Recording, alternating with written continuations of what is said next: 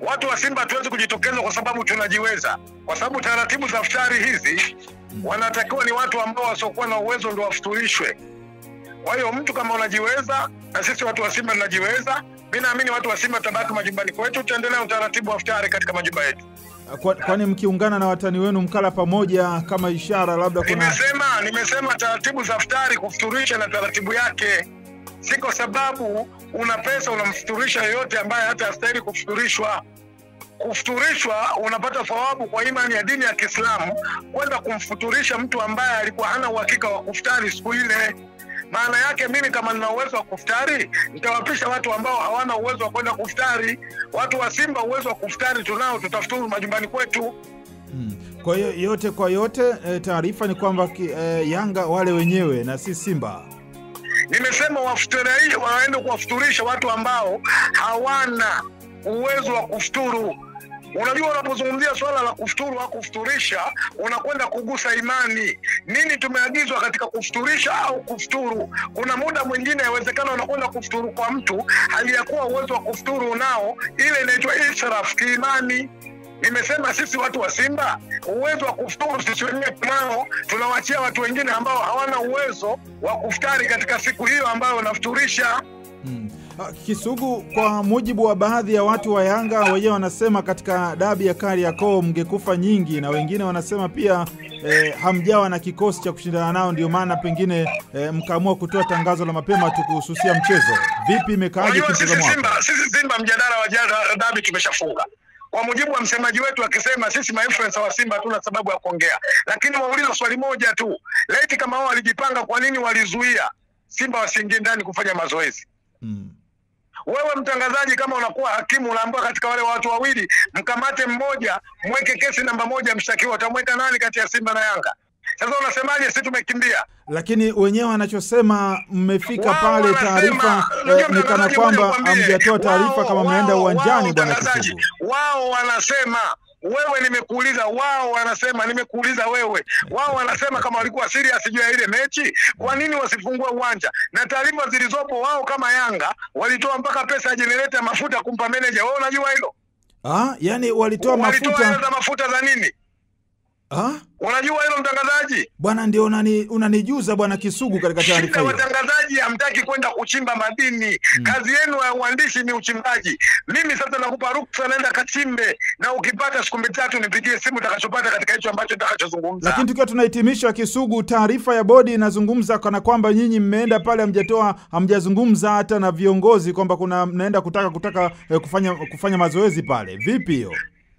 Tuko kwenye Kwaresma, tuko kwenye mfungo wa Ramadhani. Wewe uko katika muda gani, katika vipindi gani katika hivyo viwili? Katika mfungo wa Kwaresma. Kwaresma? Ndio. Aliyekwambia ufunge Kwaresma nani? Ni yali tu, lakini maandiko amenitaka hivyo.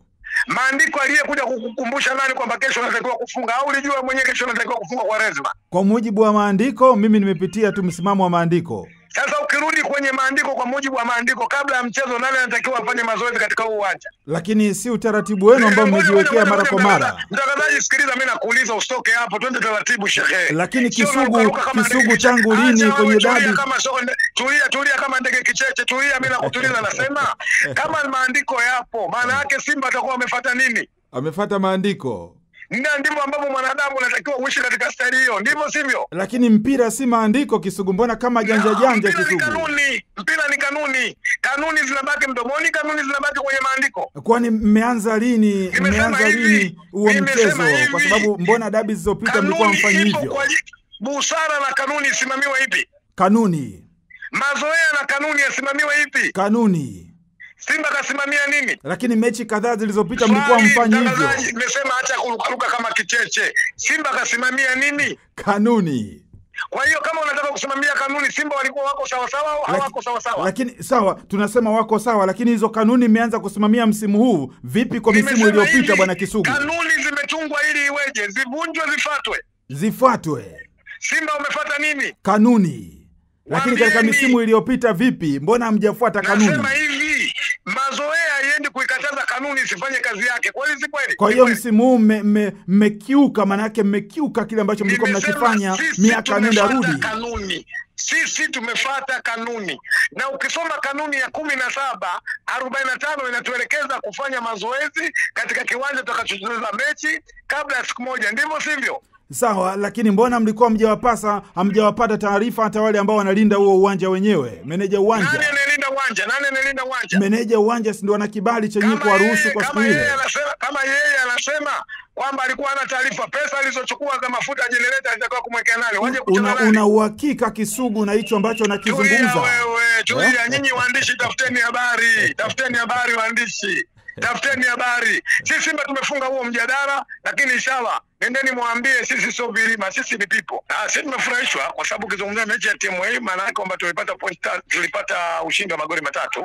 Maana yake unazungumzia CRDB Federation Cup ambayo kimsingi unatakiwa kutoka hatua moja kwenda hatua nyingine. Kwa hiyo timu yetu kwa sababu iliqualify kutoka sehemu moja kwenda sehemu nyingine, tumefurahishwa, lakini tunaamini kama mashabiki mechi ya TMA imekwisha, ile mechi nyingine na Dodoma Jiji mechi nyingine.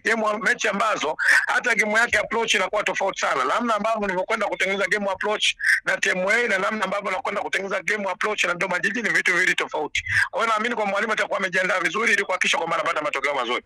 Basi tunakushukuru sana Kisugu. Asante, nami niwashukuru sana. Asante sana.